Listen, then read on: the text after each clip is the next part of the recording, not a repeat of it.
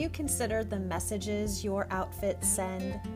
What do you think your clothes say about you? See, style is about the clothes, but it's not really about the clothes. Every day you make choices about what you're going to wear, but what are you communicating? Welcome to Above and Beyond Style. I'm your host, Maria DiLorenzo, and in 2019, I founded MFD Style, where I provide a unique, intuitive approach to personal styling for those ready to embrace a more meaningful look. With this podcast, I'll uncover key elements of where spirituality, psychology, and style intersect, revealing how you can make intentional wardrobe choices that reflect who you really are. So let me ask you, are you ready to transform into your authentic self? Then it's time. Come with me on this journey, and together we'll take your style above and beyond style.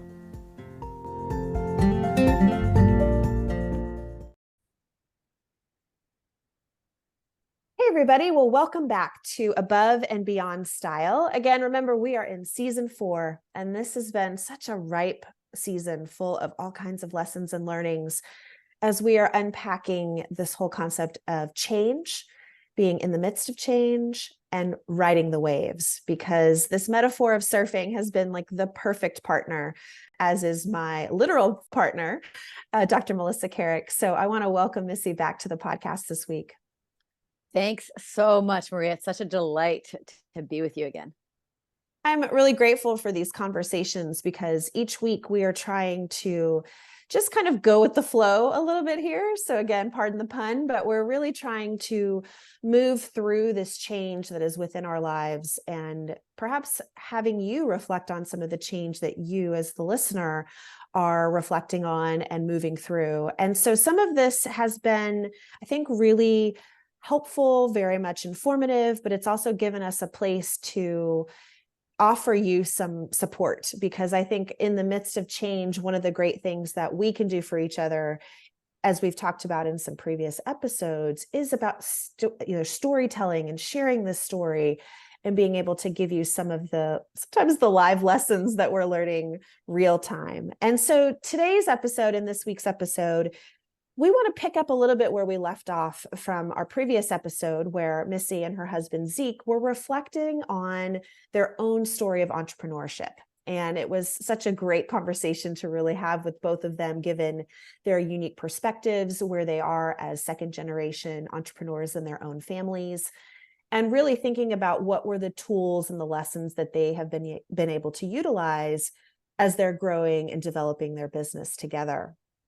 And a question that we posed had to do about inner knowing and this concept of trust, about there are going to be things in this, not just the entrepreneurial journey, but things in the human experience that are going to come forward to us where we're going to be faced with opportunities, we're going to use that word, about how to move forward. What is the right next step? What is the call to action? And oftentimes we might be getting these questions, or perhaps we're getting these opportunities then to ask this question about, well, how am I going to know this is the right next step to take? And how can I learn to trust that I already probably have the answer within myself, that inner knowing, that intuitive hit, if you will, to get that information and know that it's the right information to be able to move forward. And Missy, I'll pose this question to you, as we did a little bit of reflecting on this in that episode, but I think there's a question here about, how do we know when we have this intuitive information? How do we know, one, that it's right for us?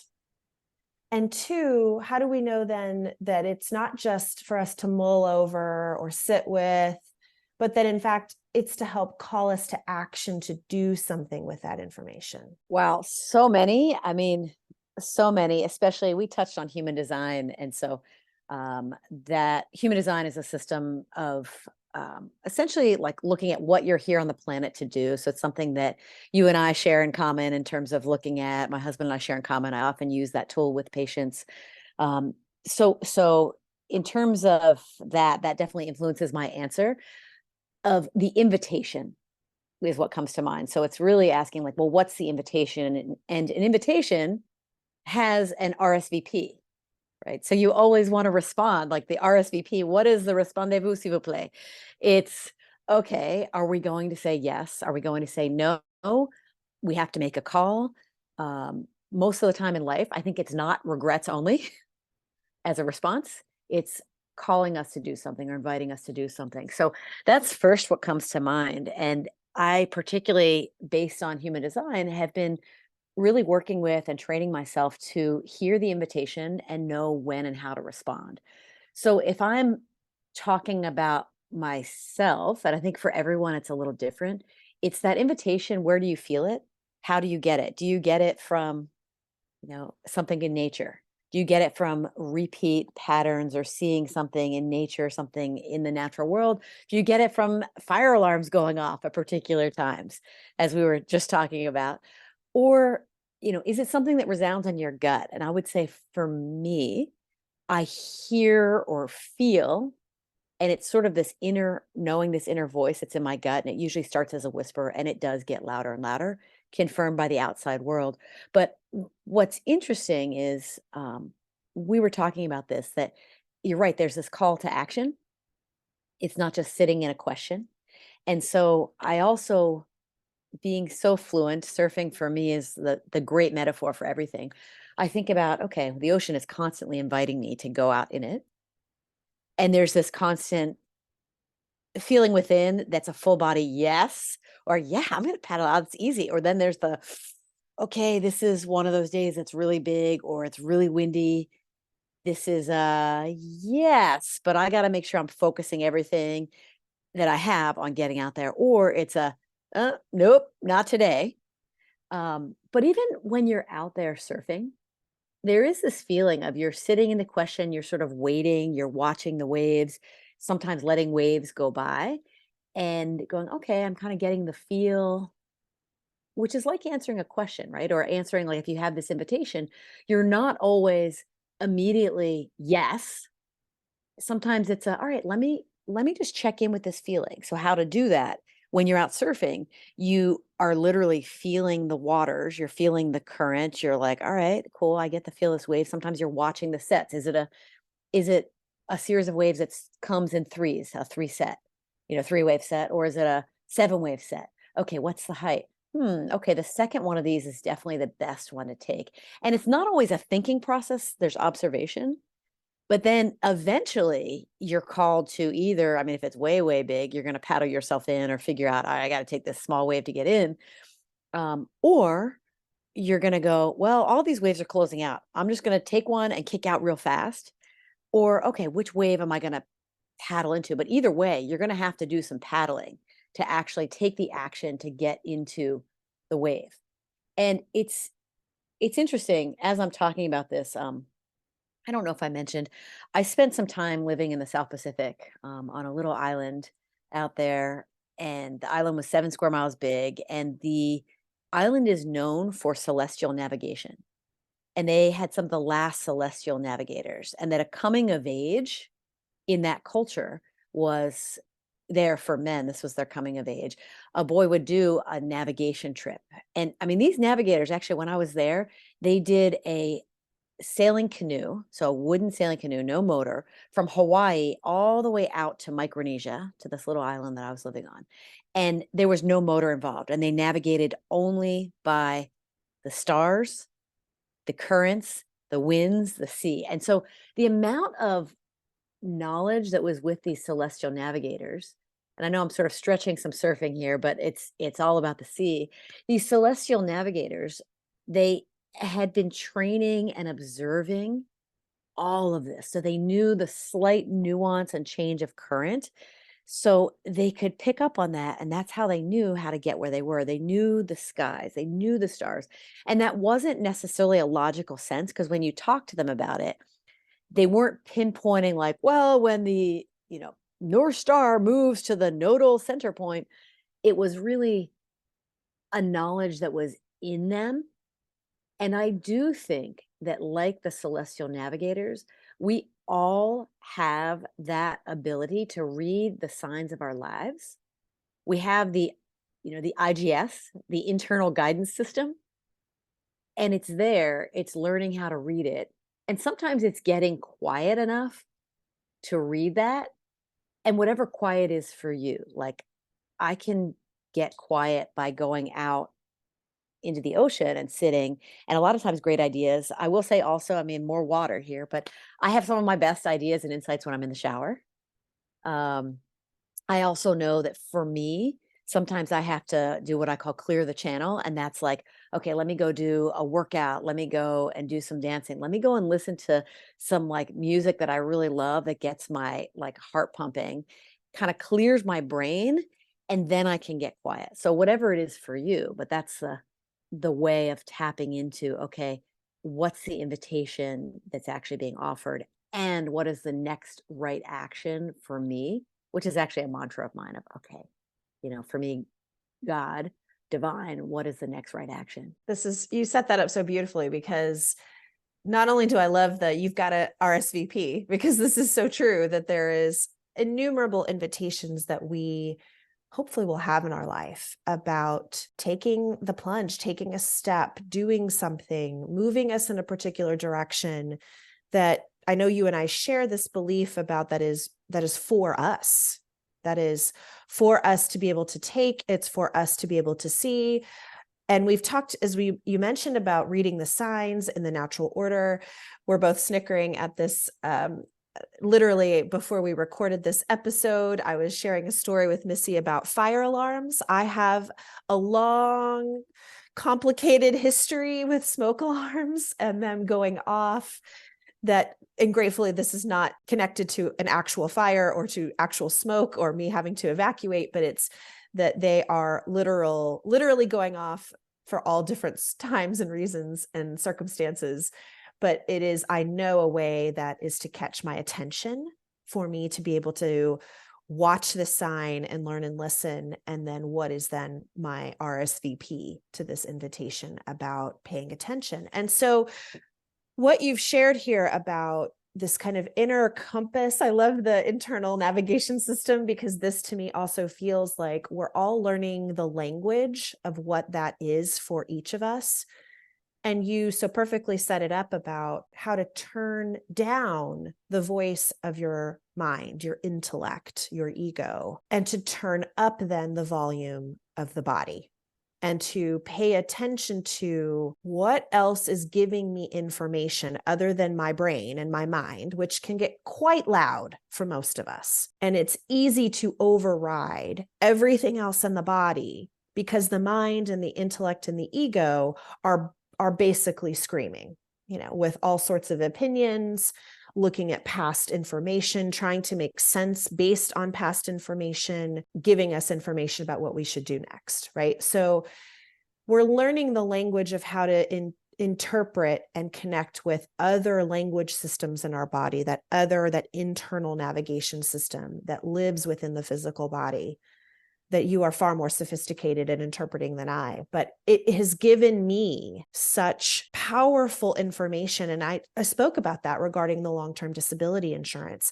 I don't have a logical reason for why I said no. I just know that my physical body was giving me information that was saying no. And I had to pay attention to the signs to be able to say, this doesn't feel right.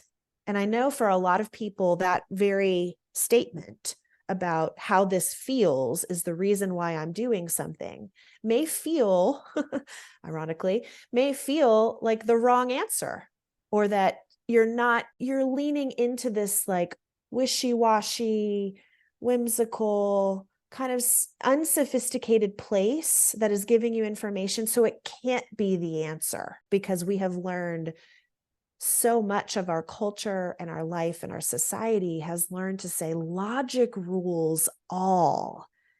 The mind, the brain, the intellect gives us everything we possibly need to know. And so that needs to trump everything else. And for most of us, we've probably led our lives through that internal compass, that we're listening only to the brain. let me pause there because I think you might have a few things that you want to share as Oh I'm my gosh. talking. Well, I was just thinking about this, Maria, and it's so interesting. As I noticed, like, I think you have an Apple Watch, and I wear my Aura ring. So Aura, Oura, for those of you that are not familiar. And these are both data tracking devices. And I was thinking about this, this concept of like, how'd you sleep last night? You know, we're using data. So it's like, oh, well, let me check the app on my phone to see how I slept last night with my Aura ring, or let me check my Apple Watch to see how I slept instead of actually asking. And I will say, it's like, okay, do we need to check in with all the data that our rational minds are looking at? Like, yeah, maybe, but hopefully we can go, well, how did I sleep? Let's retain our reflective ability. And then I also was thinking about, like, sometimes it's how to use the data to inform Right. what we're doing. So it's this fine line of, I was reading something recently and it was talking about how 10 years ago we had TVs in our living room and now we have TVs in our pocket, right? In terms of our cell phones. So it's like we're constantly have this influx, and we're such a data-driven culture. And the idea is we can forget the IGS or INS of like our own internal navigation system, and really know that the data should be serving that system. So the idea of, well, wait a second, you know what? Actually, when I eat certain foods, my sleep is terrible. That's how the data serves me. Oh, you know what? On a day when I work a really long day, I shouldn't work out harder the next day because my heart rate variability or my sleep is poor or my pulse ox declines. Okay, let me actually let the data serve. So it's just an aha for me when you were talking. Yeah, and I think this is the thing about, it's not that the data is bad or wrong. Yeah.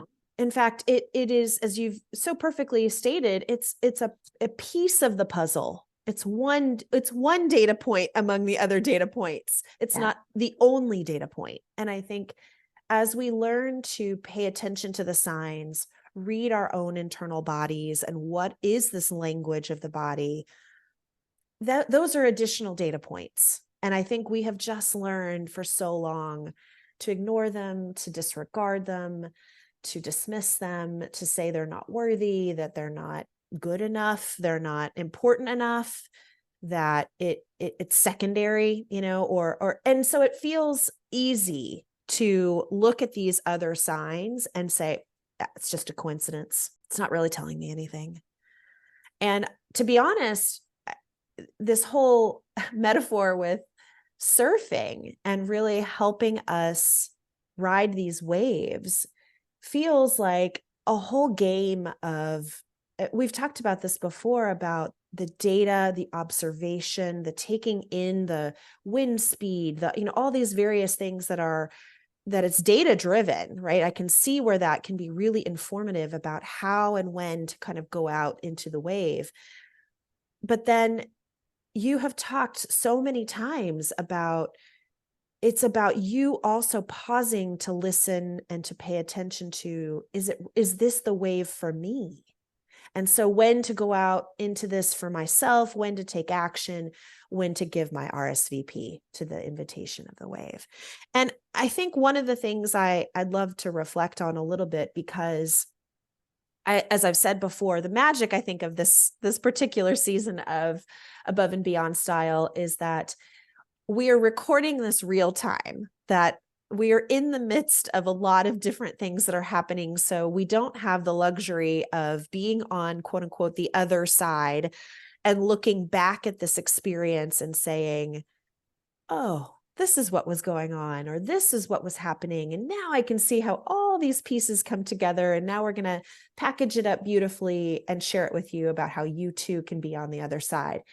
I hope we get to that at some point to be able to share some of those learnings and lessons. But the beauty of this podcast to me has always been being in the thick of it. So I want to share a story about being in the thick of it and how I think this is very much relates to what we're talking about. I have just returned from a 3-week, 3-leg travel adventure within the United States, where I was visiting 3 different friends in 3 different cities.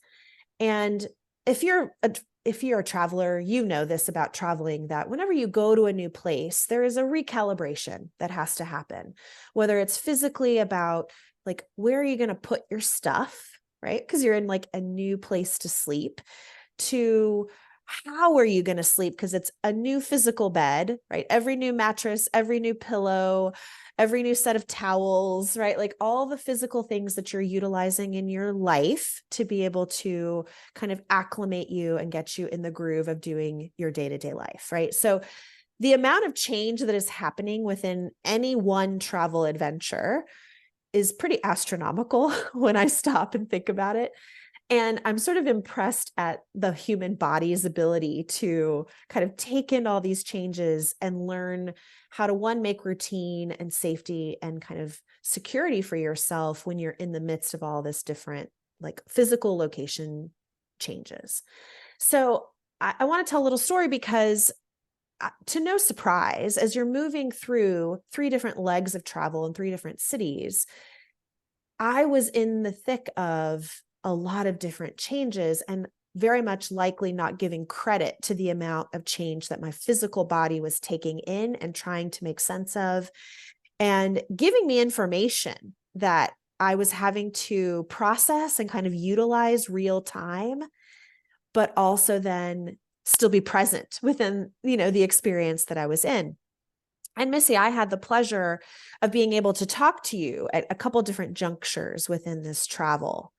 And the first juncture, I was on leg 2 actually, and we were talking about the podcast. We were giving ourselves a little bit of free space to kind of think about what was going on. And I was giving you some of these reflective questions about, I was moving from A to B. I just left one friend in one city, now with the second friend in the second city. And I was feeling really ungrounded.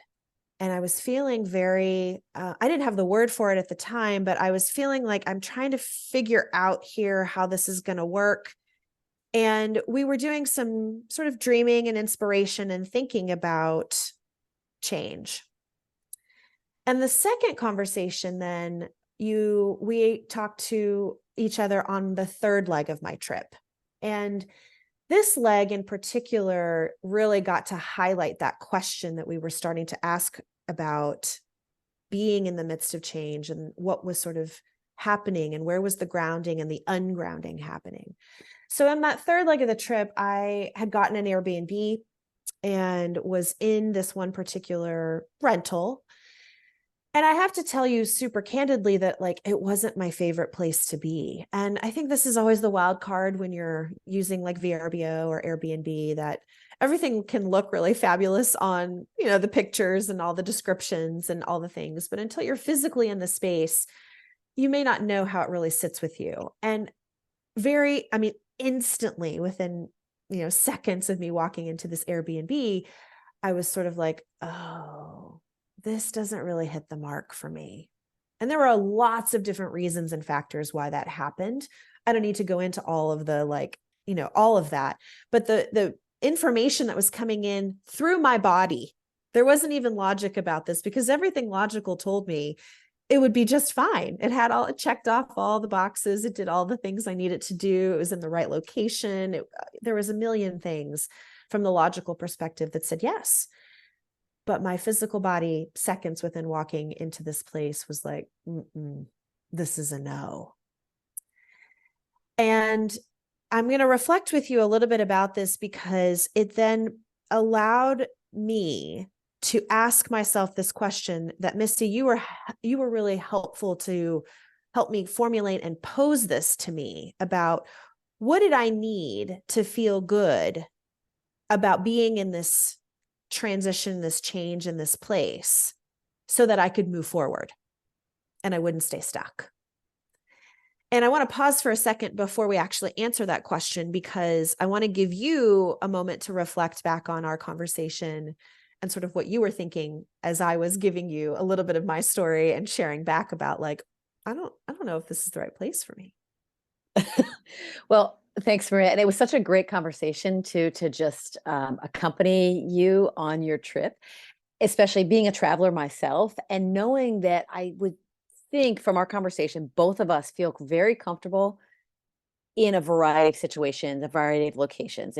If you're a traveler, then that's it. And when you're a traveler too, you don't need a giant like cosmetic bag and all of your special items, etc. It's like we can both travel, and like you were doing 3 legs.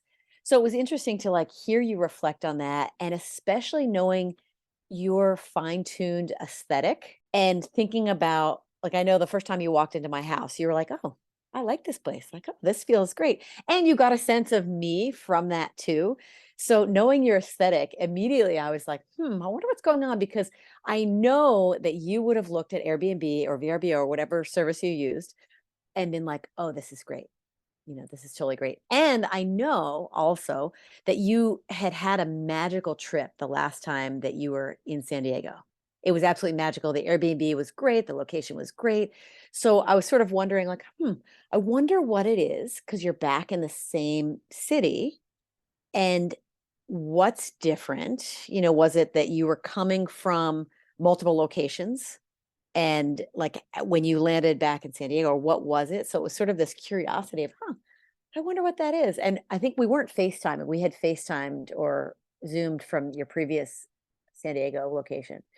So I couldn't actually see it, but it definitely made me think about, well, w- let's name that. What is it that makes you feel sort of ill at ease? Because there's such great data from your internal system of, well, if we know what doesn't make it, we can also glean the information of what does make it feel that way. I had also just, I think, come back from myself being away for 8 days. And I was in an Airbnb living with 5 other adults who I adore.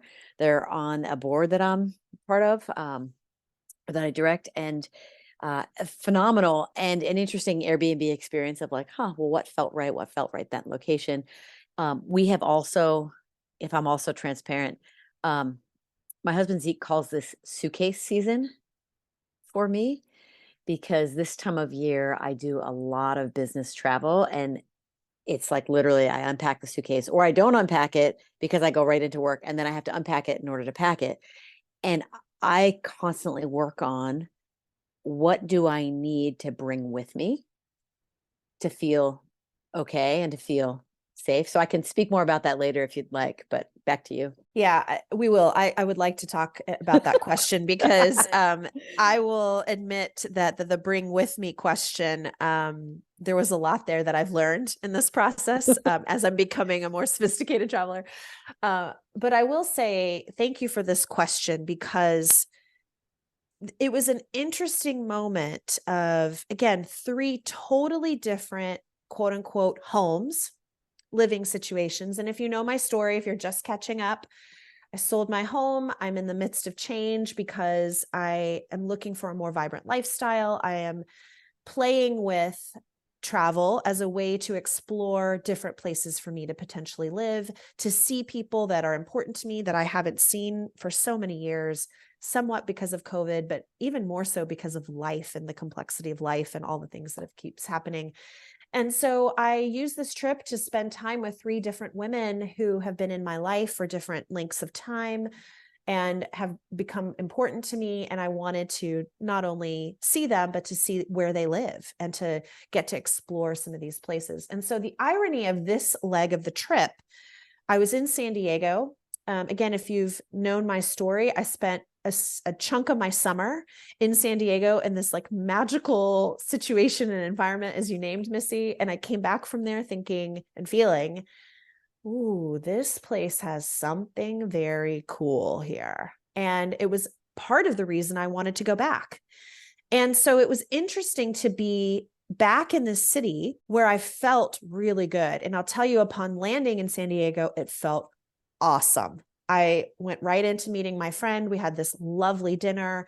And so that night, then she brought me to my rental, and I used a little key code and I opened the door.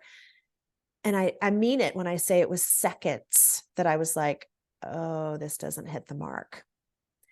And it was more, and I mean this more than just the physicalness of the space, because I appreciate you very gently said because of my aesthetic. My mom might say it's because I'm opinionated. So, and she would say that I know what I like and I know what I don't like. And that's probably why I'm a successful stylist, because I can give you opinions when you need them. And I am able to offer you my true thought about that. Now, I have learned that sometimes that true information isn't always needed at the moment, so I may not always give it instantaneously, but I can tell you for myself, I have learned that that information that I'm getting, I have learned to trust it. I have learned to pay attention to the information that I get from, whether it's meeting somebody, I can often get a read from them really quick about like, are we going to connect or not connect? Is this a relationship I'd want to pursue or not? And I feel that way very much about physical space. I'm really good about that in physical space. And that is how I'll know when I'm going to move someplace else. Like I really trust that I'll get the information. And so upon walking into this rental, there was a vibe there, and I can only now reflect on it because it's still relatively fresh for me. And maybe I'll have more about the bigger picture of this, but I can tell you that upon walking in, I was getting information through my senses. So we're going to start with the physical body. Okay. There was one of those Airwick, like plug-in sort of things that you put into the wall to kind of create this smell. And it was not only artificial, which doesn't sit well with me, but it had somewhat of a masculine scent. And for some people, that might appeal to them. For whatever reason, it did not appeal to me. So it was the scent immediately that I was like, I can tell that this has to be artificial. And it has this kind of, and this is not to belittle a masculine scent, it's just to say it didn't agree with me. So I paid attention to that. The second thing was the cleanliness of this place wasn't up to par. I have a lot of Virgo energy in me, and I'm here to tell you that detail and cleanliness is like really high for me. Like I notice those things. I'm embarrassed to even say it because like it's that little tiny like minutia to me that matters. It matters to me. I don't know how to say it. Some people can overlook it and not care and just whatever. I am not one of those people. I know that about myself. And so the details were like, the cleaning person had come in and just not done a very good job of like wiping down the counters. And there were crumbs and like burnt cheese left over in the microwave. And I mean, we're just talking about a level at a rental that shouldn't have been there. I mean, real basic. Okay. And I'm not here to like criticize all of this. It's to tell you what I was taking in, and the information was saying, this isn't what you need. It's not to say it's inherently wrong or bad. It's just not what you need. And where I got to eventually was, it's not what you deserve. And I think for me, it was about, I can live and stay. And I've learned this now that I have been in many homes. I have slept in lots of different beds. I've had lots of different physical environments. I have gotten really clear about what I need to feel good in physical space while I'm in transition right now. And this place didn't do it. So I was faced with a question. What am I going to do about that? Am I going to stay? Am I going to go? Am I going to make the best of this? What am I going to do? Because not only had I invested money, obviously, in this specific place, but the question then came about, what do I need to do to feel good about being in this space? And you posed that question to me, Missy, and gave me a little bit of time to reflect on that. So I want to pause for a second if there was anything there that you want to reflect back to me before I kind of go into that answer. Well, it's so interesting because when I was thinking about your aesthetic, it wasn't that, okay, you have strong opinions. It's just like you kind of know what works. So even I was thinking, oh, there must be something with the decor. And it's interesting that you mentioned scent first. And scent is actually cranial nerve number one. Scent is our most primitive sense. So literally the nose goes directly up. If you actually were to look at a skull, the nerves from the nasal passage goes directly up into the brain. So it's like the most instantaneous, most primitive scent. There's even, when I was taking my national boards, I used certain scents to train the part of the brain to associate memories with, like, okay, I'm studying neurology right now for my, so right before my neurology national board, I would put that same scent on my nostril to stimulate the primitive part of the brain to help that memory. So it's just interesting that it's like you call that as like, okay, that's what you first were taking in. There's something that didn't sit. And it's curious that we all also have, you mentioned the details, but we all also have a dominant sense. Like for some people, it's a sound that doesn't work with them. And it's not even that you can pinpoint an annoying hum of a refrigerator. It literally is, sometimes it's certain notes, like that person where you hear a certain voice and it's not anything about them. They seem perfectly nice, but it just gets you. Hopefully there's not anyone out there listening to my voice that is, or Maria's voice that is thinking that. Um, but the other thing that's interesting is you were like, okay, there's this question. And I think that the questions that come to us, that's the invitation. So the invitation comes in all different forms, but to frame it, especially as a question, and then in a situation where you're like, well, okay, what am I going to do about this? Is another question. Like, okay, what's the action? And then the next version of that is, okay, it's almost like a flow chart of, oh, what am I going to do about this situation to make me feel, or if I'm going to stay in this place, to make me feel more at home or at ease within myself there. So basically you're in some ways you're claiming your own agency there, which is really powerful because I think in life there's certain situations where, okay, we don't like the city we live in. What are we going to do? Well, are you going to move or if you're going to stay? Or in my own life, I've noticed that as I do more adulting, there's more at stake. And so it used to be that I could pivot like a speedboat and really turn quickly. So, went from working overseas on a little island to, you know, coming back and being a recruiter slash speaker and going around the country. And then it was, okay, I'm pivoting and I'm going to actually work at a college for a semester. And then, okay, I'm going to grad school. And now I have a career, a life, a beautiful marriage. Like I have all these things. And so life is a little bit more like an aircraft carrier sometimes. And it's okay, well, what am I doing in situations where I want to make changes to turn the aircraft carrier, but to make it in the process of that wave of change? What can I do to make that a more suitable or a situation where I'm going to feel more like myself as I'm weighing some of those changes, as I'm taking the coordinates to turn the aircraft carrier, or as I'm turning the aircraft carrier, because change sometimes takes time. It's not always this instantaneous thing. So you had this microcosm where you got to Yeah. check in and glean that information. Yeah, and you named it so beautifully because that's exactly what it was. I was in it. I was like in the wave, right? Like the wave was there. And I Yeah. was like, well, what am I going to do about this? And again, my logical brain went to, you got to change locations. This isn't good enough. You got to go. You got to leave. You got to find something else because and it was an interesting process to evaluate. And I won't go through all the details because that's really not what this is about. This is really about how did I then, in the midst of the change, pivot in a way that made me feel good so that it wouldn't taint my experience because I was only there for 4 or 5 days. It wasn't as if it was a permanent situation, which of course has different implications. But this was a temporary situation that I knew would end and I was there for a bigger purpose, right? I wasn't there just to sleep in this place and to have this experience in this home. It does show me that that information helps aid in making it feel better for me. So that's not a surprise. But then I had to recalibrate. I was literally in the midst of recalibrating.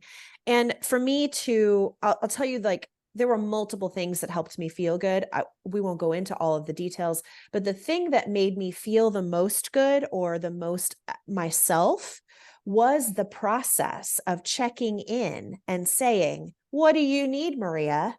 Because that is a question I tell you, I override all the time. And so just by asking the question of what did I need to feel good helped me turn it around. And there were lots of little things I did. Spoiler alert, I did not change locations. I stayed at this location. I will say I made the best of it on lots of different levels.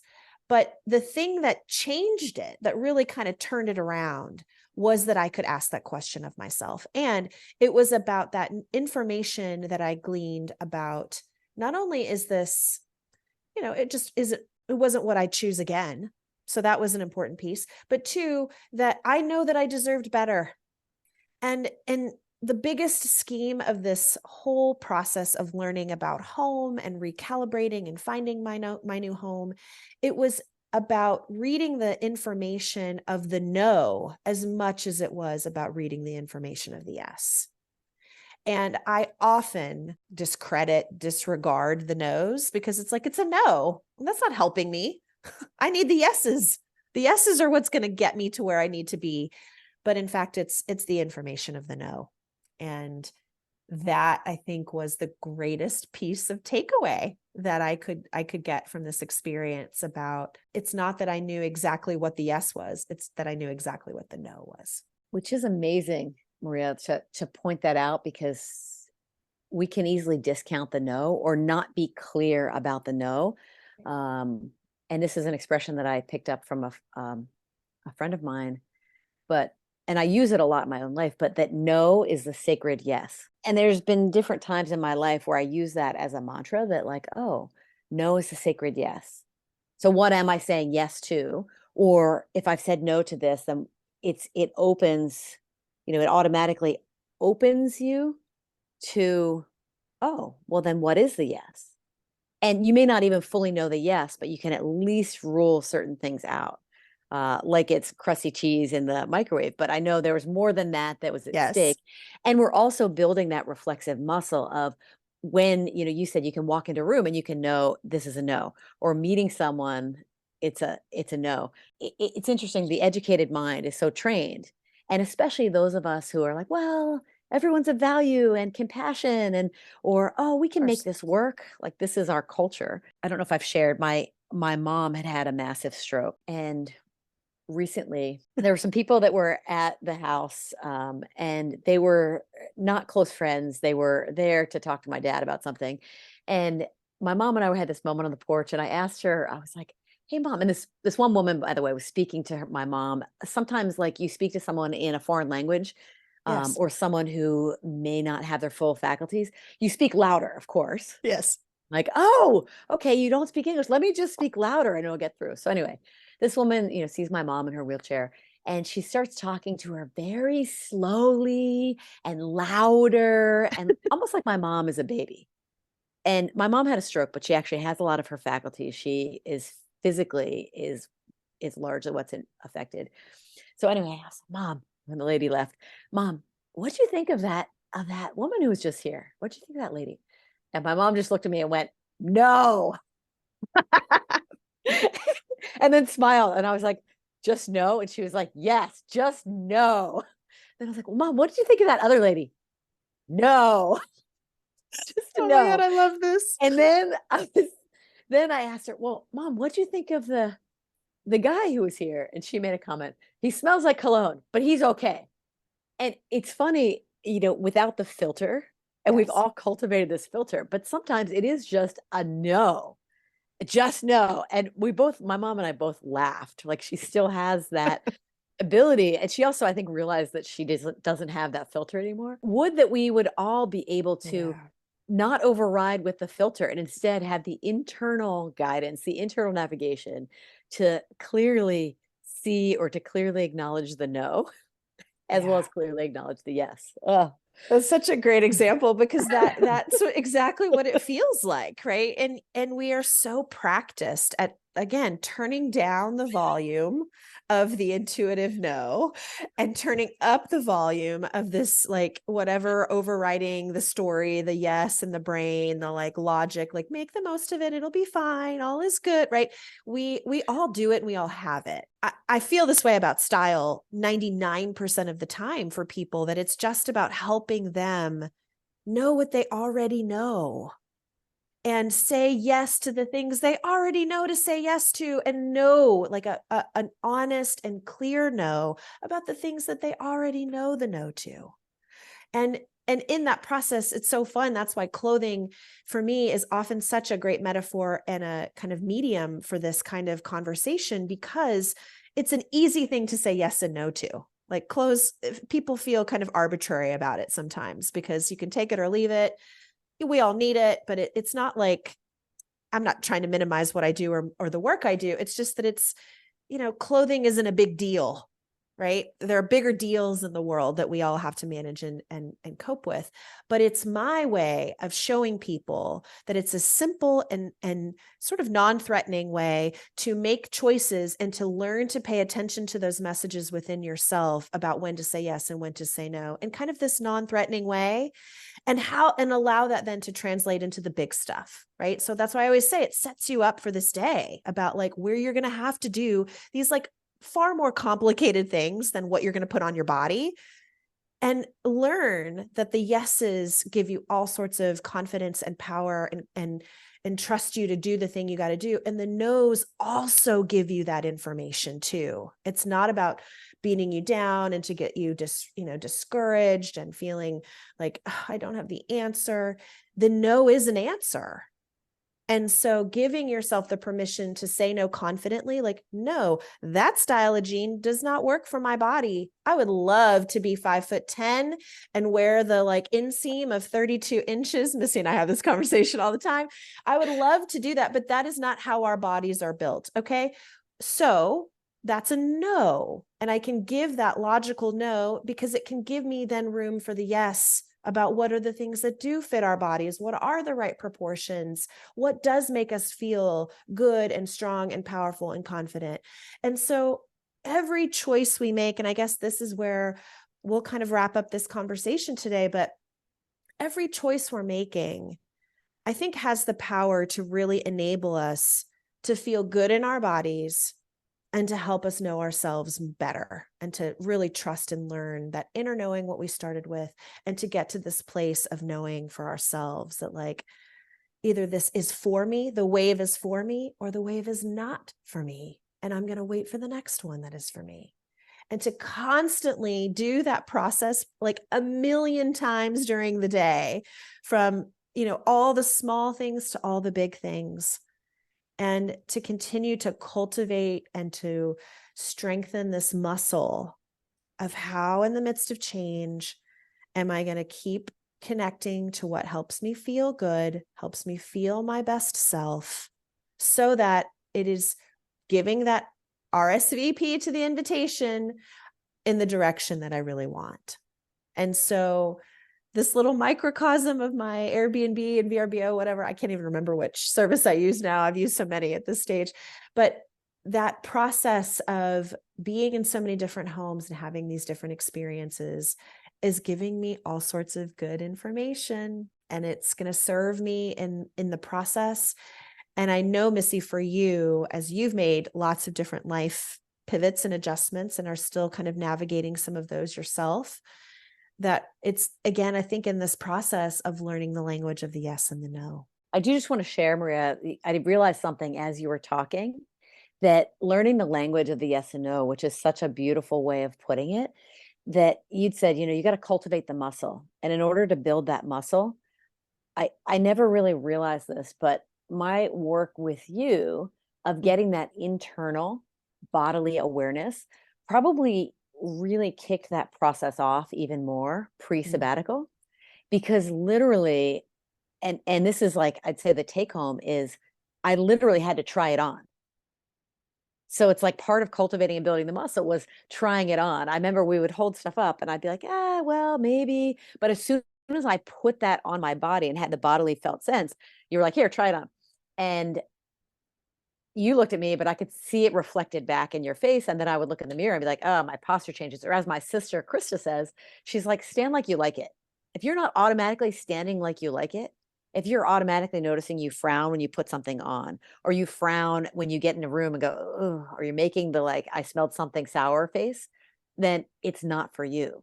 Right. But it's starting to notice. But in learning this language, it's like, okay, you might have to try it on and actually like put the garment on, put the decision on, put the no on, like feel the no in order to get the yes. But it's such a great, so I'm having so much gratitude right now for the work that we did Mm. in cultivating that muscle. It's like it makes me want to apply your method, the sort of rating system that you have, to life. And it would be great if I could just step into a new environment or step into whatever, whatever the question is. We can't always do that, but we can put our senses on and try it on, even if it's in our mind's eye, or go and, Yes. test drive the car. So thank you for that. I never even got that until just right now. Well, thank you, because it truly, I believe it. And I think that's what so much of this experience in change is about. You have to take an action step. And so trying it on is the action step. And you're going to get more information the more you try it on, the more you go toward it, the more you lean in and sort of see what is the no about, what is the yes about. And so again, all of this is connecting to this inner knowing that the information is there. It's just learning to give it a channel for it to come out. And then you learning to trust it, because there are plenty of times we're going to get information and we're going to say, disregard it or dismiss it or override it. And that to me literally feels like it's happening in every aspect of my life. So sometimes it feels very overwhelming. But for you, the listener, I hope you are learning that your own intuitive knowing has so much rich information. And it gives you so much more confidence to move through life when you tap into it and learn its own language and really learn to trust it, because there are going to be lots of people in the outside world that are going to give you different opinions, or their opinion, or, the logic or the data or the rationale is going to give you this kind of path. But it's that checking in, and we've said it now probably 10 times, but I'm hoping that you're hearing this in repeat in a way that's starting to sink in a little bit about how important that process is to every ounce of change, small or big. And if you're willing to go into it with that openness, I'll be curious about what your language is around the yes or the no. And if you want to write us in or leave a comment on this particular episode, we'd love to hear it. Your feedback is always so great. I've been getting all sorts of really cool comments about these conversations that we're having. So thank you for those of you who are listening and giving us your time and just the thought process that you've offered us. And Missy, I just want to say thank you, because you continue to be such a great reflective conversation partner in this space. And I know that each time we come together, all sorts of cool things open up and happen. So thanks for your time as always. Likewise, it is truly a pleasure, Maria. So friends, thanks for joining us on this week's episode, and we look forward to connecting with you next time. Thanks so much for listening today. If you enjoyed what you've heard, I would appreciate you taking the time to leave a review on the podcasting platform you're using, and share this episode with others who you think might really enjoy these conversations about personal style. For more information all about MFD Style services, you can find me on the web at mfdstyle.com, on Instagram at mfd_style, where I post almost 5 days a week, or send me an email at maria@mfdstyle.com. I also have a weekly email I send to subscribers, so I will include the link to that sign up in the show notes. So until next time, friends, remember to love yourself and then love yourself some more.